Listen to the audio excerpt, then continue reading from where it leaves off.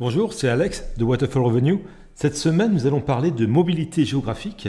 Je faisais le point dernièrement et je me suis rendu compte qu'au cours des 20 dernières années, j'ai déménagé 13 fois. J'ai habité dans 14 endroits différents, de quelques mois à quelques années. Le plus petit déménagement que j'ai fait, je l'ai fait sur le même palier, en changeant d'appartement sur le même palier. Et le plus gros déménagement que j'ai fait, c'est celui que j'ai fait en fin d'année dernière. C'était un déménagement sur plus de 10 000 km avec un conteneur, une famille et des enfants. Et une traversée de la planète entière en pleine épidémie de Covid-19 avec toute ma famille. Cette grande mobilité géographique m'a permis d'avoir une carrière professionnelle que j'estime être au-dessus de la moyenne avec des résultats financiers plutôt intéressants. Et j'ai souhaité faire cet épisode sur la mobilité géographique qui est pour moi une carte essentielle pour la réussite de toute carrière professionnelle. En fonction de votre terrain de jeu géographique, vous n'aurez pas accès aux mêmes opportunités et donc votre patrimoine financier va se développer à des vitesses différentes et votre carrière professionnelle va se dérouler à un rythme plus ou moins rapide. Si votre terrain de jeu, c'est votre ville, parce que vous n'avez pas le permis de conduire et que vous ne voyez pas trouver un emploi au-delà de votre ville, vous pouvez très bien réussir votre vie, mais si vous considérez votre carrière professionnelle et votre vie en général au niveau d'une région, au niveau d'un pays, au niveau d'un continent, voire même au niveau de la Terre entière, alors le nombre d'opportunités auxquelles vous allez être exposé va être plus ou moins important. Et donc, la probabilité que vous ayez une carrière et une vie professionnelle à succès sera beaucoup plus élevée. S'engager vers un style de vie mobile n'est pas du tout anodin, car il va déterminer la manière dont votre capital financier et immobilier se construit. Avoir une vie, une carrière à forte mobilité géographique, c'est aussi un grand nombre de coûts, de déménagement et pas que. Cela demande de prendre des décisions difficiles, notamment quand on n'est plus seul, quand on est en couple. Voire ça devient carrément très compliqué quand on a des enfants qui sont scolarisés. Donc je vais essayer de traiter tous ces sujets liés à la mobilité géographique. Pourquoi il faut être mobile et flexible.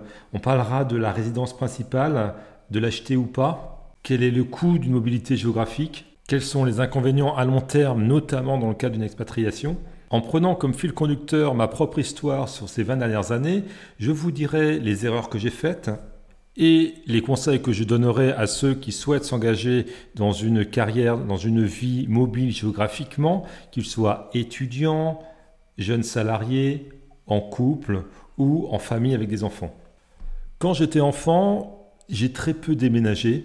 En fait, mon père a eu une carrière assez mobile géographiquement en France, mais pour préserver la stabilité de l'éducation de la famille, il avait été décidé que nous ne bougerions pas, nous resterions avec ma mère et mon père, tous les 2-3 ans, changeait d'affectation. Et à chaque fois, il habitait à 200 jusqu'à 300 km de notre maison. Il louait une chambre ou un petit appartement et il rentrait tous les week-ends ou plusieurs fois par semaine à la maison. J'ai pu déjà à l'époque constater que le choix de mobilité géographique était très exigeant d'un point de vue financier, car même si ces mobilités géographiques permettaient à mon père d'avoir de meilleurs revenus et de monter en grade dans son administration, cela signifiait pour lui beaucoup de temps passé sur la route, être souvent loin de sa femme et de ses enfants. Et pour le foyer, ça voulait dire avoir un certain nombre de choses en double, car il fallait tout le temps financer un autre petit logement. Mais mon père avait fait ça pendant une période limitée de sa carrière, je pense que c'était pendant 5 ans ou 7 ans,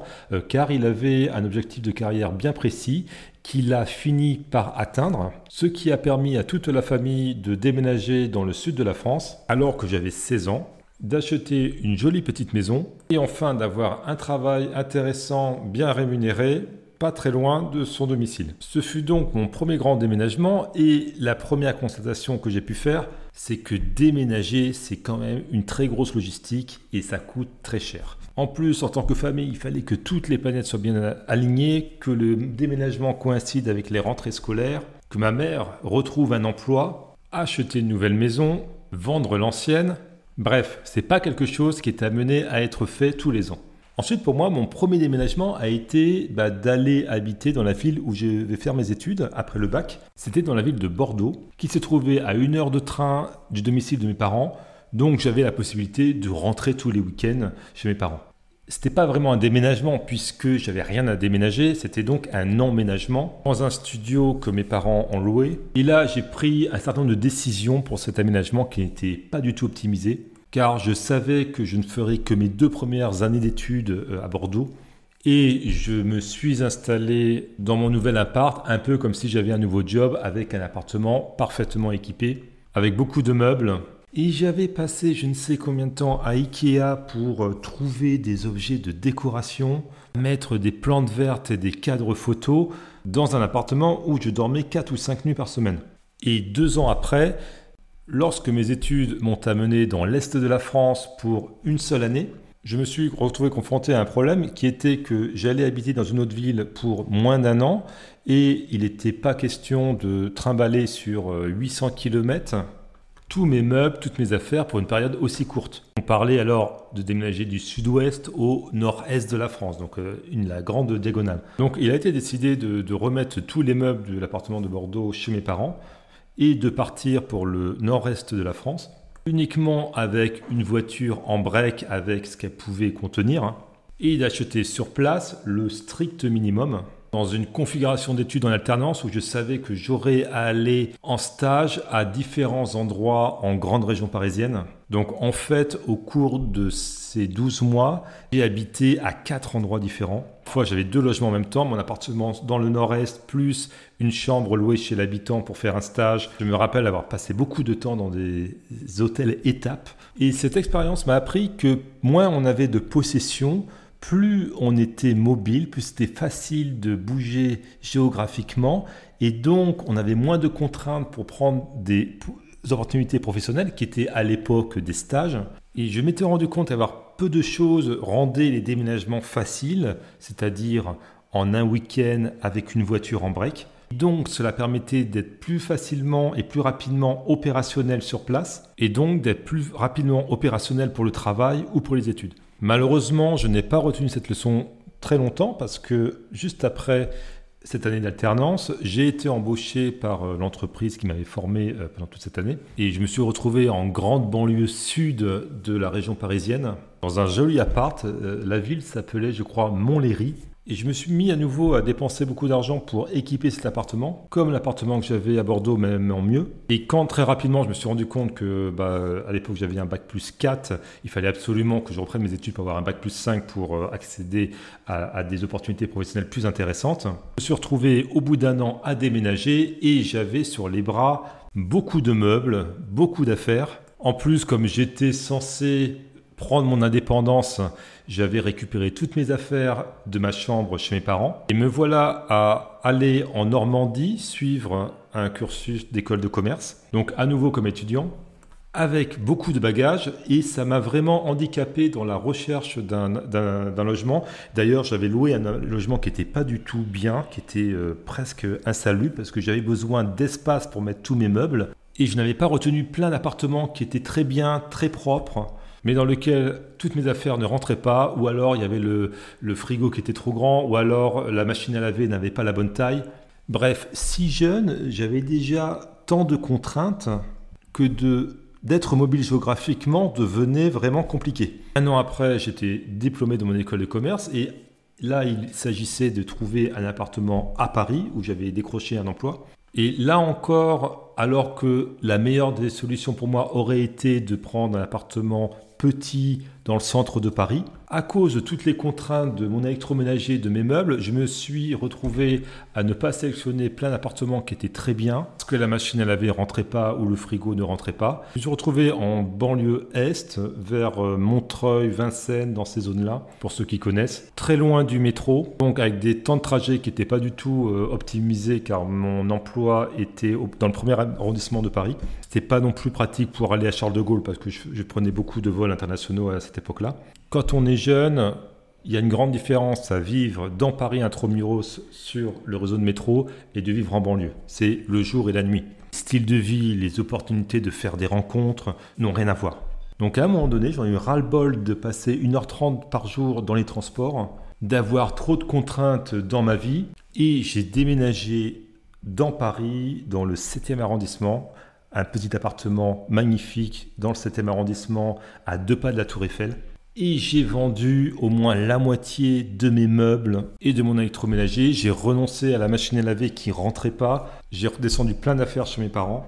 Et je me suis retrouvé à 3 stations de métro de mon travail, 10 minutes de transport maximum au cœur de la capitale. Être plus proche de mon travail ne m'a pas fait travailler plus, mais a eu comme conséquence que j'étais beaucoup moins fatigué, beaucoup plus performant au travail. Et je pense que ce changement de lieu de vie a eu un impact fort sur ma carrière, puisque j'ai, pendant les 2 à 3 années que j'habitais dans cet appartement, eu 2 changements majeurs de poste et une proposition pour aller travailler à l'étranger et m'expatrier. C'était une expatriation, ma première expatriation qui était aux Émirats Arabes Unis. Et là, en l'espace de quelques semaines, j'ai clôturé toutes mes affaires à Paris. J'ai vendu tous mes meubles, tout mon électroménager au rabais, donné des vêtements, jeté des quantités phénoménales de papier. La seule chose que j'ai gardée, c'était mes livres que j'ai emmenés chez mes parents dans le sud de la France. Et ce qui est intéressant, c'est autant j'avais eu l'impression de construire quelque chose de par toutes les possessions que j'accumulais dans mon appartement, qu'au fur et à mesure que je vendais les choses, je me séparais des choses, que l'appartement se vidait et ensuite que je me suis retrouvé pendant quelque temps sans rien, c'est-à-dire sans appartement, sans lieu pour vivre, uniquement avec mes 2 valises de 32 kilos prêts pour l'expatriation. Et bien tout au long de ce processus, je me suis senti de plus en plus libre. À ce stade, si je devais refaire, et c'est peut-être un conseil que les plus jeunes d'entre vous pourraient prendre, j'aurais pas eu autant de choses dans tous les appartements que j'ai pu avoir jusqu'à présent. Je pense que j'aurais vécu ma vie d'étudiant avec le strict minimum. Et fait comme j'avais fait quand j'étais allé habiter dans le nord-est, un matelas qui s'enroule, qui se met dans une voiture en break, plus une table pliante, 2 chaises, un carton de vaisselle, quelques habits, un peu de linge de maison, un ordinateur portable. Et j'aurais vécu avec le strict minimum. Pareil pour le début de ma vie de salarié, parce que finalement j'ai dépensé beaucoup d'argent, beaucoup de temps à décorer un appartement, à me faire un petit cocon sympathique dans lequel finalement j'ai passé trop de temps parce que j'avais certainement pas assez de vie sociale. Je ne sortais pas assez, j'allais pas assez à l'extérieur. Et le temps passé chez moi, il était perdu, car il n'était pas utilisé pour acquérir des compétences, avoir une démarche entrepreneuriale, ou développer des passions fortes. Bref, avoir trop de confort ne m'a pas servi. Toutes les expériences de déménagement suivantes étaient dans un contexte d'expatriation, dans un contexte international. Et je me retrouvais donc aux Émirats Arabes Unis en débarquant avec 2 valises de 32 kilos à recommencer toute ma vie matérielle de zéro.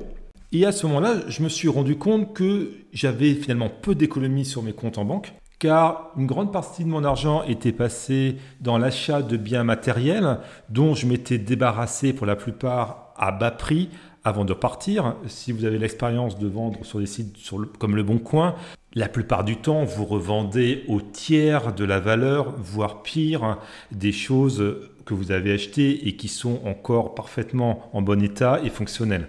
À l'époque, je devais avoir moins de 20 000 euros d'économie, ce qui incluait tout ce que j'avais pu récupérer de la vente de mes affaires à Paris. Et c'était finalement une marge de sécurité dont j'avais besoin pour recommencer ma vie ailleurs. Donc je débarquais aux Émirats Arabes Unis sans beaucoup d'argent, mais en ayant l'impression d'être libre et l'impression d'être riche, mais riche de compétences pour lesquelles on allait me rémunérer très cher. En tout cas, je pense que c'était quelque chose comme 50% de plus que mon salaire parisien. Alors, dans le package d'arrivée, il était plutôt intéressant et c'était assez standard pour cette entreprise puisque on m'offrait 1 mois d'hôtel, puis j'avais pendant 15 jours un chauffeur avec une voiture pour mes principaux déplacements. J'avais mon employeur qui se portait caution pour une location d'appartement et notamment qui m'avançait 1 an de loyer parce qu'aux Émirats Arabes Unis, il faut payer son loyer 1 an à l'avance. Bien entendu, les billets d'avion étaient payés. et j'avais le droit à une prime de 5 000 € pour couvrir les frais d'installation. Alors, ce que j'aurais bien aimé trouver par rapport à mon expérience précédente, c'est un appartement meublé et pour tous ceux qui n'ont pas de famille, c'est ce que je conseille, de prendre des appartements meublés, de ne pas s'occuper des meubles, de la décoration, etc.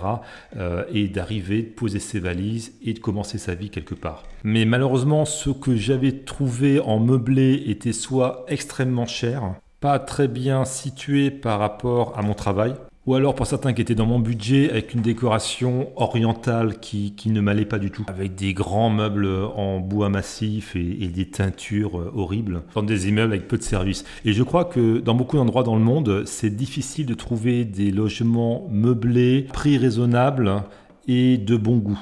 Donc j'ai utilisé mon enveloppe qui était d'environ 5 000 € pour acheter des meubles, et aux Émirats Arabes Unis, les meubles ne sont pas très chers, donc j'ai pu avoir un équipement basique et je n'ai pas perdu de temps à faire de la déco. En fait, il n'y avait quasiment pas de déco. Mais même en faisant quelque chose de simple, ça prend du temps, et c'est quelque chose que je me suis rendu compte lors de tous mes déménagements, c'est que à chaque fois que je déménageais en changeant de région ou en changeant de pays, tout le process de déménagement va bouffer au moins 3 mois de la vie. 3 mois de vie pendant lesquels vous allez uniquement vous occuper de votre déménagement, que ce soit de partir d'un endroit et d'arriver ailleurs, de s'équiper ailleurs. 3 mois pendant lesquels vous n'avez pas beaucoup de loisirs, beaucoup de stress, beaucoup de choses à penser et pas du tout de temps à voguer à des activités ou à des projets personnels. D'autant plus que ces périodes coïncident avec un nouveau job pendant lequel vous êtes en période d'essai, donc vous êtes en insécurité et il vous faut rapidement montrer à votre nouvel employeur que vous êtes en mesure de lui apporter beaucoup de valeur. Donc déménager, ça a un coût financier. À chaque fois, il y a des frais d'agence à payer, des retenues sur les cautions, les services d'un déménageur à payer, des abonnements à clôturer, des périodes de double loyer. Donc quand la mobilité géographique est motivée par une situation professionnelle, il faut que le nouveau job y ait vraiment un avantage financier important. En gros, vous n'allez pas changer de région ou de pays juste pour gagner 300 € de plus par mois, sauf si ce changement vous rapproche davantage des aspirations de votre projet de vie. Je suis resté plus de 5 ans aux Émirats Arabes Unis. J'ai eu l'occasion en interne de faire des déménagements, mais là c'était assez simple, c'était coûteux certes, mais je prenais les services d'un déménageur et dans la journée c'était fait. Entre-temps, je me suis mis en couple avec la femme qui est aujourd'hui mon épouse, qui habitait à Abu Dhabi et qui a ramené ses affaires chez moi. Et c'est ensemble que nous avons décidé de quitter les Émirats Arabes Unis. À l'époque, nous n'avions pas encore d'enfants. Et nous déménagions pour aller dans une île tropicale dans l'hémisphère sud, très loin des Émirats Arabes Unis, où j'avais été recruté pour une autre entreprise.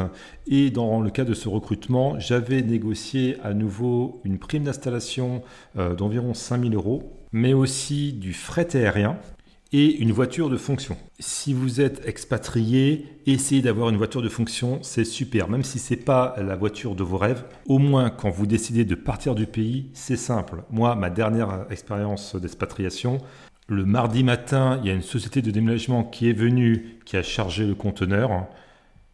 L'après-midi, je fermais tous les compteurs, toutes les démarches administratives sur place. En fin d'après-midi, j'ai déposé ma femme et mes enfants avec nos bagages à l'aéroport. Puis j'ai ramené la voiture de fonction à mon employeur. J'ai signé quelques papiers. Puis je me suis fait déposer à l'aéroport. J'ai pris l'avion et c'est fini. Alors que quand j'étais aux Émirats Arabes Unis, il a fallu vendre la voiture, puis sur la fin du séjour, trouver une voiture de location. Bref, beaucoup de choses qui prennent du temps et de l'énergie et qui coûtent de l'argent aussi. Alors vous vous demandez peut-être pourquoi lorsque j'ai quitté les Émirats Arabes Unis, je n'ai pas pris de conteneur maritime. Eh bien, pour la simple raison, c'est que quand vous prenez un conteneur maritime, le transport maritime va durer plusieurs mois. 3, 4, 5, jusqu'à 6 mois en fonction des modalités de transport, de la distance, ça dépend si vous êtes sur une ligne maritime fréquentée ou s'il faut faire plusieurs connexions dans les ports pour atteindre destination. Il y a les questions de dédouanement. Alors que nous, en tant qu'humains, on voyage en avion. Donc en gros, quand on parle des Émirats Arabes Unis, 24 heures ou 48 heures après, on est dans une nouvelle destination. Il faut rapidement trouver un appartement. À l'époque, j'avais négocié, et je vous conseille de faire ce type de négociation, j'ai négocié 1 mois à l'hôtel. Si vous êtes dans une démarche internationale d'expatriation, n'hésitez pas à demander, à négocier ce genre de choses au moment de négocier votre salaire. Vous n'arriverez peut-être pas à négocier beaucoup sur le salaire, mais au moins négocier sur tous les à côté, sur une prime d'installation, sur les modalités d'arrivée, comme par exemple une voiture de fonction, une voiture de location pendant un certain temps, l'hôtel payé. Car tout ça, ça coûte très facilement plusieurs milliers d'euros. Donc pour revenir à mon histoire de conteneur, quand vous arrivez sur place, il faut que vous trouviez un appartement, mais tous vos meubles qui sont dans le conteneur, ils vont mettre 3, 4, voire plus pour arriver. Donc, il faut que vous rachetez plein de choses sur place. Donc, nous, ce qu'on avait décidé, c'est de vendre tout notre électroménager. De toute manière, quand vous faites des déménagements internationaux, bien souvent, l'électroménager, c'est pas le même voltage ou c'est pas les mêmes prises. Ou bien, comme les meubles, vous n'êtes pas sûr qu'ils vont rentrer dans le nouvel appartement ou la nouvelle maison. Donc, il nous avait paru sensé de tout vendre en partant. La seule chose, c'est que j'avais négocié, je crois, c'était 300 kilos ou peut-être 500 kilos de fret aérien. C'est-à-dire que le fret aérien, lui, il a voyagé quasiment sur les mêmes avions que nous à quelques jours d'intervalle. Et quelques centaines de kilos, quand on est deux, même sans avoir beaucoup de choses, c'est très très vite rempli. J'avais fait aussi l'erreur de demander beaucoup de bagages en soute. Donc je crois qu'il y avait c'était des billets avec des franchises spéciales de 100 kilos par personne. Mais le problème, c'est que 100 kilos, ça se répartit en 4 valises chacun. Et gérer 4 valises chacun en aéroport, c'est très très compliqué. Car elles n'arrivent pas à tenir sur des chariots. Et quand vous passez la douane, à l'arrivée, vous n'allez pas passer 3 valises, puis revenir chercher 2 valises sur le tapis pour les remettre dans une voiture. Il faut tout passer en même temps. Donc je me suis rendu compte de mon erreur et puis j'avais renégocié du fret aérien pour repasser des valises en fret. Mais le problème du fret aérien, c'est que il y a beaucoup de manutention, donc tout ce qui est fragile casse. J'ai un copain qui a fait pareil que moi et qui a déménagé de la vaisselle en fret aérien, même si c'était très bien emballé, quasiment tout a cassé. Le fret aérien, c'est pas vraiment une solution, ça coûte très cher. Et quand vous êtes avec des enfants, comme pour mon dernier déménagement international, là, le conteneur maritime s'impose. Car entre les jouets, les accessoires, etc., c'est plus possible de faire tenir tout ça dans quelques valises ou dans quelques cartons de fret aérien. Également, ce que j'ai pu constater, c'est que 5 000 € environ, quand on est célibataire, ça suffit à peu près à payer les frais d'un emménagement normal, basique. Quand on est en couple, 5 000 €, ça ne suffit pas, on paye un petit peu plus, et quel que soit le pays dans le monde, hein. Et lorsqu'on a des enfants, 5 000 €, clairement, c'est clairement insuffisant. Pour avoir des ordres d'idées, faire un déménagement international en conteneur maritime, porte à porte, avec manutention, bien négocié, sur un demi-conteneur privatisé, ça m'a coûté 5 000 €. À cela s'ajoutent tous les meubles qu'il faut racheter, l'électroménager qu'il faut changer, dépenses de décoration comme les rideaux, et aussi des frais d'agence, des frais d'avion, des frais d'hôtel, de location de voiture. Bref, tout ça, ça coûte très cher. Et ne peut se justifier, selon moi, que si c'est pour supporter une carrière professionnelle avec de fortes augmentations de salaire, bien pour être au service d'un projet de vie. Sinon, la mobilité géographique vous appauvrit. Je ferai un autre podcast, je pense, un peu plus tard dans la série, où je donnerai quelques ordres de grandeur et quelques conseils aux expatriés à l'étranger qui veulent revenir en France, parce que c'est l'expérience que j'ai eue l'année dernière, avec des ordres de grandeur de coûts, des stratégies que j'ai pu mener, et également toute la partie administrative qu'il faut gérer, notamment côté français. Je voulais aussi parler d'achat ou non de résidence principale dans le cadre d'une carrière professionnelle à forte mobilité géographique, mais ce que je vais faire, c'est que je vais garder ce sujet pour le prochain podcast pour éviter de faire un épisode à rallonge. Si je devais faire la synthèse de cet épisode, je conseillerais à toutes les personnes qui ne sont pas encore en famille de minimiser leurs possessions. Lorsque cela est possible, d'habiter dans des logements meublés. Aussi, j'ajouterais, même si je n'en ai pas parlé, de ne pas avoir d'animaux de compagnie. d'avoir une voiture de fonction ou, dans certains pays, privilégier des locations de voitures longue durée. Aussi, éviter d'avoir toute forme d'engagement que ce soit sur des forfaits, sur divers abonnements, de manière à avoir une vie simple et peu de contraintes, de manière à ce que lorsqu'une opportunité professionnelle, une opportunité de carrière se présente avec la nécessité de faire une mobilité géographique, alors vous avez peu de contraintes, votre mobilité géographique sera plus simple, plus facile, moins coûteuse et vous augmentez considérablement vos chances que votre mobilité, votre nouveau job, peut-être votre expatriation, soit réussie. C'était Alex de Waterfall Revenue.